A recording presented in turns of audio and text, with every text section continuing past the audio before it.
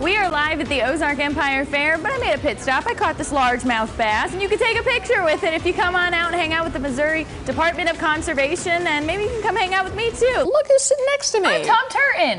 He looks completely different, right? Just kidding. Beth Finello, meteorologist Beth Finello. How are you, girl? I'm good. And full disclosure, as everybody knows, it's hot today. It's humid. My hair just was not cooperating. I was like, you know what? It looks fine. Well, thank you. I'm just gonna put hairspray in it. I'm gonna take the frizz and just put it down a little bit. Looks great. And that's it. We're done. It's time to play Sketch Your Mimes, Sketch Your Mimes, as Beth eats her pumpkin seeds. Pumpkin seeds. They're so good. They are so good. Well, they are good, so Beth is going to join us for AM Sketch Your Mimes. Yeah. You haven't played with us in a while. No, I haven't. Yeah, so this is great. Thank you. This ice cream, if you guys can see this, check this out. I mean, it's just all over my hand. It's melting. I really should have eaten this a little bit faster. I don't have your Viewers Club number. Heather's got that Viewers Club number, and some good news for one lucky viewer. We'll send it back to you guys in the studio. I'm going to clean up my arm. You better get to looking, Beth. All right, thanks. You have something on the radar. Have you heard of the raid for Area 51? Oh, yes. Are you going? You're going to go? Of course I'm going. All right. Of course. I'm going too, so that's good. I'll go. I'll bring this. Oh, good. We could carpool. Yeah, we'll take the picnic. It'll be perfect. Perfect. Yeah. Okay, well, for whatever reason, over 1 million people have also done it. Said they're going to storm it. They are very excited. They think, they can't stop all of us. Which is fair. But Bud Light also got in on this deal, promising that if it got 51,000 retweets, they would make a special beer to celebrate. Okay, so they tweeted, I saw this today. Beer label, anyway, that's what they would make. It includes the line, "We come in peace," and it's got a little alien on it. The folks at Bud Light also promised free brews for any aliens who escape. Ooh, so the aliens get in on the fun too. I think that was really nice of them. I do too. By the way, over 1 million people signed up to raid the secretive military installation in southern Nevada. Conspiracy theorists claim they are hiding evidence of a crashed UFO, and this has taken on the life of its own, as evidenced by the dozens and dozens of memes going on, among them including Area 51. Look at that special edition. Let's see. People returning after raiding Area 51. A few have returned, and of course, a few may have not. It's may have not. It's a whole thing. Yeah, so this has got a life of its own. My kids were talking about this 2 weeks ago. They said, "Oh, are they going to?" I think they signed up, yes. Yeah, okay. I said, you can't miss it. It's like the party of the year. This one's fun. The alien I rescued out of Area 51 while telling them the story of how a gorilla dying in 2016 set off a chain of events that resulted in us storming a military compound. Totally could happen. Don't you know the government's a little concerned about that? The Air Force has been warned about it. Flipping out. Don't worry, it's a Facebook joke. Area 51, 20th of September. Yeah, It's going to look just like that. Yeah, people need to But you'll be able to see our picnic blankets you won't be able on the side of the road. They'll be outer like, space. oh, don't hit hers. She's got something really cool. Right. So, aliens, come join us. We'll feed you. Instead of storming Area 51, we should all storm a local beach and clean it up. I've seen that one. I think that one's good too. That's not a bad idea But either. let's do Area 51 first, and then we'll... let's see and then how go to the that beach? goes. Yeah, right. And then we'll try trial run. Yes, we don't get thrown in the slammer after we all raid Area 51. We'll go to the beach. It'll be great. It'll be nice.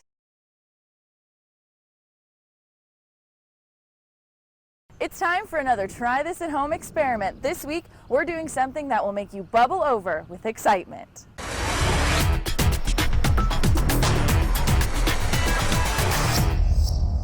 This experiment gets kind of messy, so being outside is definitely best. And be sure to ask your parents for help. You'll need a roll of Mentos and 2-liter bottles of soda. You can get as many as you want. You can get all different kinds because you want to see which one will shoot the highest. Put a Mento in the bottle and step back because it will explode. But why does this happen? Water molecules attract to others, linking together to form a tight mesh around each bubble of carbon dioxide gas in the soda bottle. When you drop the Mentos in, it breaks surface tension. And as soon as you drop it in, bubbles form all over the surface of the candy. Couple this with the fact that the candies are heavy and sink to the bottom of the bottle, you're just asking for an explosion. When all of this gas is released, it literally pushes all the liquid up and out of the bottle in an amazing explosion. Send me videos if you do try this at home. I'll see you next time.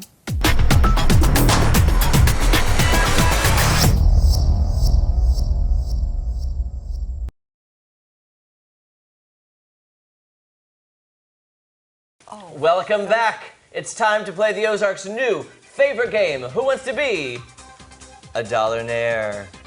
Today we are so excited to have contestant from New Jersey, don't judge her for it, Beth Finello! Hi, I'm so excited to be here. I want to say hi to my mom and my dad and my brother and everybody that I know, and it's really exciting.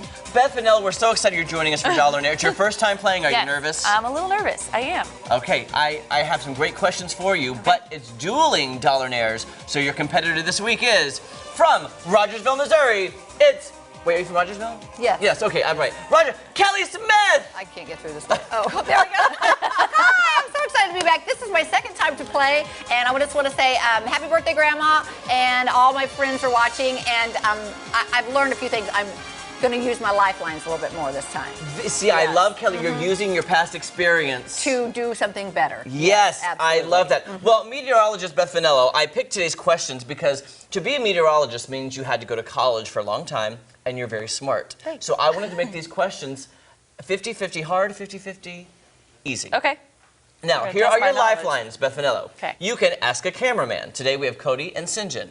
You can ask PCR, which means you can ask anybody up in our control room, and they will get on the mic and tell you what they think the answer is. Or you can Google it on your phone. So you can Google me. Now, the first round is for 1 penny. Beth Finello. Ready. Are you ready? I'm ready. All right, question number 1, Beth Finello. In the human body, where is the smallest bone located? What? I give you choices first, Beth Oh, okay. Finello. I already knew the answer. A, the toes. B, the nose. C, the neck. Or D, the ear. For 1 penny. D, the ear. Final Is answer. that final answer? You are correct! Oh my gosh, she is so very smart. You're so smart! Wow. That was amazing! All right, Beth Finello, for 5 cents, a whole nickel. Okay, Are you ready? I'm Question ready. number 2. What happened to the nose of the Sphinx? Okay. A, a 14th century Sufi Muslim vandalized it. B, it was eaten away by weathering and erosion. C, Napoleon shot it off with a cannon. Or D, all of the above. There are conflicting theories about this. I'm going to go with D, final answer. You are correct! Wow, wait! I'll be back when Beth loses. Kelly just left! She's out of here! Beth, I knew she was smart, but this is ridiculous. Wow. I'm not even that smart, and I'm looking off the paper. Okay, I'm over here. Okay. All right, question number 3, Beth Finello, are you ready? Yep. Oh, this is a good one. Pop culture. All right. What Atari-made video game was considered one of the worst video games of all time? This is Atari, okay? Going back to the 80s. A, The Empire Strikes Back. B, Superman. C, E.T. Or D, Towering Inferno. So I have an Atari, like a Yes. stick Atari. Yeah. I do have one, but I've never heard of any of these games. Okay, this is With old mine. school, I'm guessing. So I think I'm gonna ask a cameraman. You were very smart because I think they would know this Yes, and I'm going to ask Cody. one. He's smiling really big. 'Cause He's smiling. Cody who I would've definitely Yeah. knows this answer. Yeah. Do you have an answer? Yeah, it's C-E-T. C, E-T, final answer. Final answer? You're very smart to trust Cody. You're correct. Yes, thank you, Cody. Cody is on it. Kelly, why are you here? We really need 2 contestants for this game today. Okay. Give me a chance, Beth. I'm Come on. sorry. Throw me a bone. I knew the ear thing. Okay, Beth Finello, for a quarter. Okay. Are you ready? Yep. Question number 4. What is on a margarita pizza? Now, you are Italian. I am. You should know this. I do. A, tomato sauce, mozzarella, and green olives. B, tomato sauce, mozzarella, and basil. C, tomato sauce, mozzarella, and green peppers. Or D, tomato sauce, mozzarella, or pepperoni. The answer is B, basil, final answer. Oh, you are correct! Wasn't Wow. even worried. Oh wow, that was really good. Yeah, she you. should have known that one. Did you know that one? No. You don't eat margarita pizza? It's my I don't. favorite kind. I don't. Okay. I love it. All right. Sounds delicious. It is. It's very good. On to question number 5, Beth Finello, for 50 cents. All right.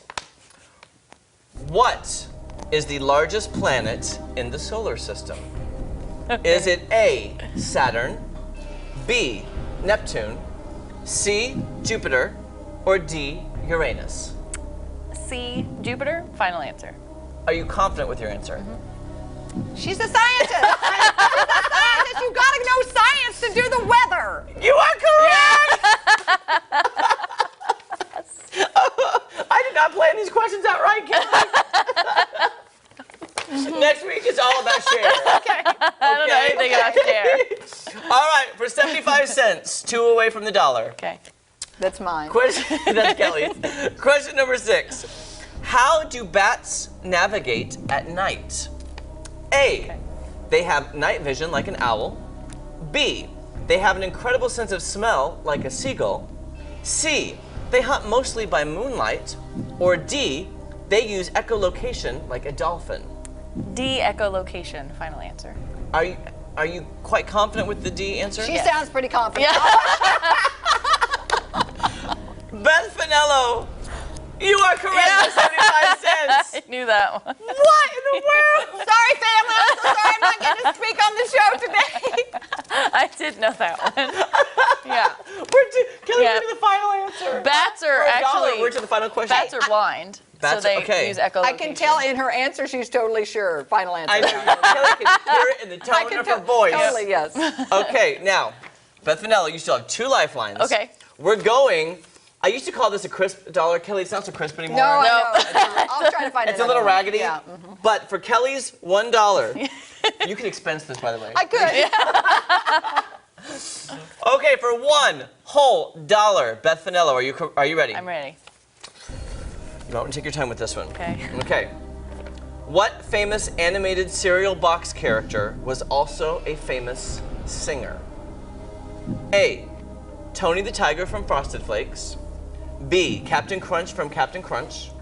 C, the Cuckoo from Cocoa Puffs. Or D, Count Chocula from Count Chocula.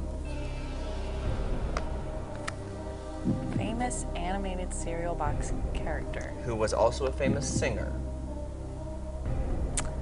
Can I use a lifeline? Yes, quickly. Can I You have use 30 seconds. PCR? PCR. Does anybody upstairs know this? Anybody upstairs know the answer to this?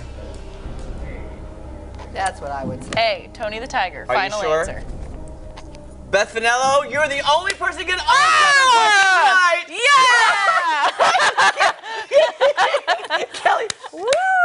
that was thanks to director Shannon. Thank up you, at Shannon. PCR. Yes. You are the first person to get all 7 questions right, and I'm going to hand you this beautiful $1 bill. We'll be back. Boom.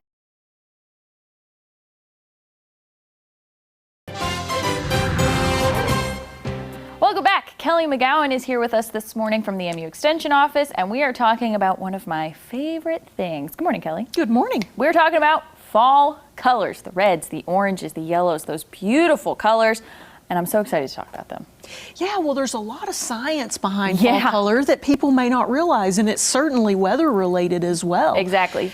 So one of the things that triggers fall color is a decrease in day length and cooler fall temperatures, and those things signal to trees that winter is on the way and Right. that they better get ready. Exactly. So let's talk about what exactly happens. Why are there reds and oranges and yellows? Why are they not all just one color? Yeah, well, in certain tree species, leaves are green because of chlorophyll. So as we get into fall, chlorophyll production stops. And once that green stops being produced, you can see oranges and yellows that have been there all along, but now that the green isn't there, you can see all these beautiful colors. Right. And in some tree species, they will start to produce anthocyanins, and anthocyanins are purples and reds, and those are actually sugars that are absorbed into the tree to help them survive the winter. And that is just so interesting. And I know we've also had some pretty bad drought conditions here. We've had a very large lack of rain, so to speak. That impacts the colors too, doesn't it? It does impact the colors. You know, trees need water, and people often don't think about that, but trees do need water, and that affects fall color.